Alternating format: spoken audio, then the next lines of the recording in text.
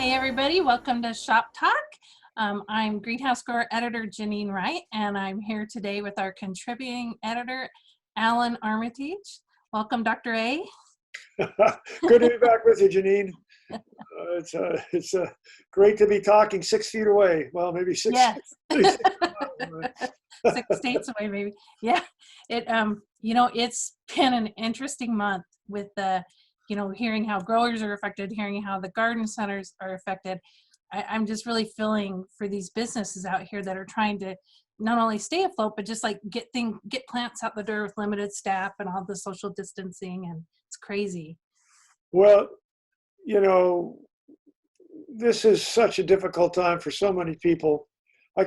We are truly living history here. And, I say that we're, in the time of BC, AC, and DC. And BC is before COVID, and AC maybe someday after COVID. And right now we're living in DC, which is during COVID. For sure. I call it the year of the beast. It's just awful. There's no doubt that, and so many conflicting things, this, that, and the other thing going out there. I know it must be difficult for everybody, particularly garden centers that are closed where the next state is open, and we can't go see anybody, and we can't get together as a group to exchange ideas. It's very, very difficult. The fact that with Cast and Cultivate and all these things that have been canceled, how are we going to give each other a hug and say it's okay? I know. The new normal will certainly be a different normal, to be sure. But all I can say, and I say it to you, and I've written some things for you guys. Just let's be careful. We could die by getting hit by a car or by lightning or whatever. But for me, for sure, I'm not going to die by stupid. I'm going to. I understand what's going on. Any politician wants to tell me what to do, that's fine. I understand. But I'm going to use common sense. I'm not going to die by stupid. If you want to do that, feel free. Just stay away from my mother. But we'll get through this. We really will. We will. But it is tough. So, but here we are. And as I say, life goes on one way or another. Yeah, it does. It does. And, we're part of the reason we're doing the video today is to talk about new plants.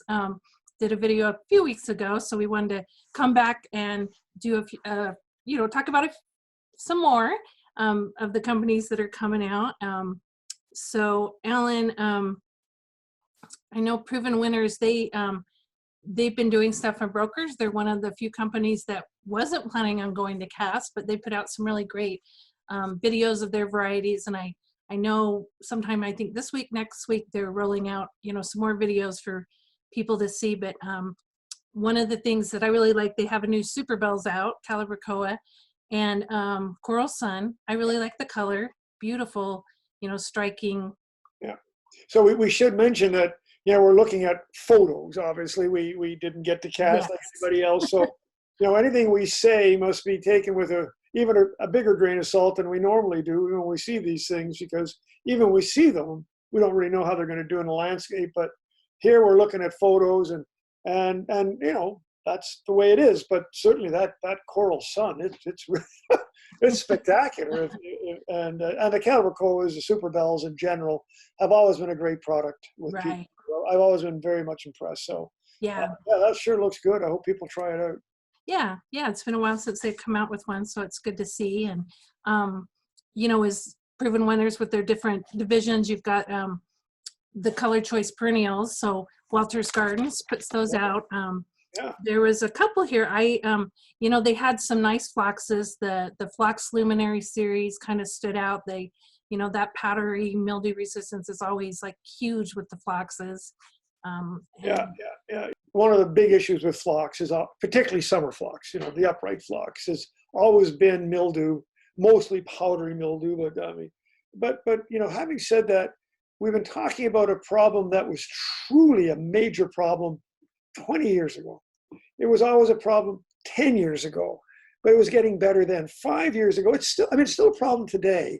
But the breeders have figured out that there are ways in which they can minimize, through breeding and genetics, the susceptibility to these things. That doesn't mean I believe a word of it until I see it. But the fact is, there really is no excuse now for us to sort of dismiss upright phlox as, mildew magnets anymore. That's what breeding is all about. That's what we've been doing this for the last 20 years. So this series, I mean, it looks fabulous, and it is, you know, claims to be mildew resistant, and all I can do is say, great, I hope it is. And I certainly would like to try it and look at it. Yeah, absolutely. I think that's a good thing. Yeah, and the other thing about phlox that people should know, and I mean, and we should be marking them as such, they're natives. So, you know, with this whole native thing, pollinator thing, I mean, they're terrific for all of those things. Yeah, for sure.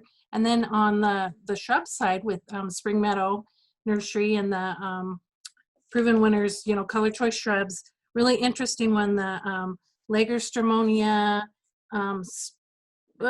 center stage red. Had to look at my notes there.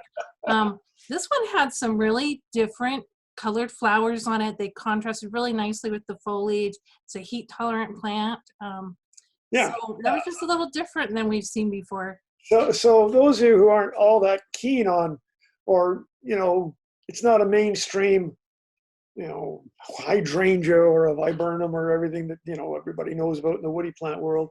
Lagerstroemia is crepe myrtle, and crepe myrtle is sort of thought to be a southern plant. Well, it is a southern plant, but it has a lot more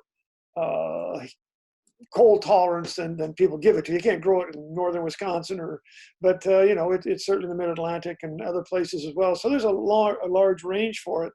I love seeing some of these new Lagerstroemias because what I'm seeing people do and what the breeders are doing. Of course, the center stage red is the color is, shoot, it's incredible. I mean, again, Yes. photos, look, it's incredible. And you know, it's what I look for and what I'm hoping the breeders will do. And I see some new ones on the market. Is I'm looking for dwarfer forms. I'm looking for 3-foot forms. I'm looking for shrubs that the nice thing about crepe myrtle is you can cut them to the ground. So if you have a shrub and you know, it gets to be 5 feet and you want a 3-foot, cut it to the ground and then keep it cut. But you know, when they get trees and stuff, this one is 6 to 12 feet. We'll see, or 6 to 8 feet, I guess. We'll see.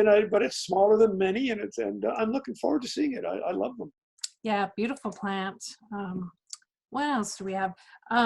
Suntory, one of them, you know, this one, we saw it, it's their Bracteantha, their Graniva Gold. We saw it last year at trials. They just had trial quantities for this year, and then they've fully introduced it, you know, for 2021. I trialed this one in my garden, put it in a patio pot. It was incredible from the time it got going, you know, in the summer, and then long into the fall, that thing was still blooming, and it put off a lot of blooms. I really enjoyed it. It was, it's kind of I don't know, I think we used to call it straw flower growing up, but yeah. I mean, Bracteanthas are great plants, and they are fun to touch and all those other things, but they also are really heat tolerant. They're mostly native to Western Australia and areas of Australia where it's really hot and dry, I may add. So oftentimes you'll find much more success if the garden center or the grower can tell people that these are also very drought tolerant plants. yeah. They're drought tolerant doesn't mean they're going to love it at, you know, no water and 99 degrees, but they tolerate it. Yeah. I give them a little water, and like you say, I put them in a container. My goodness, they look fabulous. Yeah. I'm all over that Bracteantha thing, and good for them. Yeah. So, and then, you know, the other one, the Dümmen, we saw the roller coaster pink last year. They promised us more to come. They've delivered this year. We've got 5 new additions. The one that really stood out to me was the red racer, just for that really deep green foliage on it. Yeah. Well, we saw those last year at Cast, and that was one of the ones that you and I talked about at the end. And you know, we gave it, you know, all sorts of little kudos because the foliage is beautiful. The flowers were just quite spectacular, and Dummen does a great job with these things. And so, yeah, now they got, you know, they said they would, and they did, and you know, pats on the back, and can't wait for the garden centers to pick these up so that I can get some and my neighbors can get some. I think it's terrific. Yeah, exactly. So, you know, lots of new varieties, and that's just a sample of what's out there. We've got lots of slideshows and shop talks with the breeders up on greenhousegrower.com, so be sure to check it out. Dr. A, thanks for being here today. It's always fun to talk plants with you.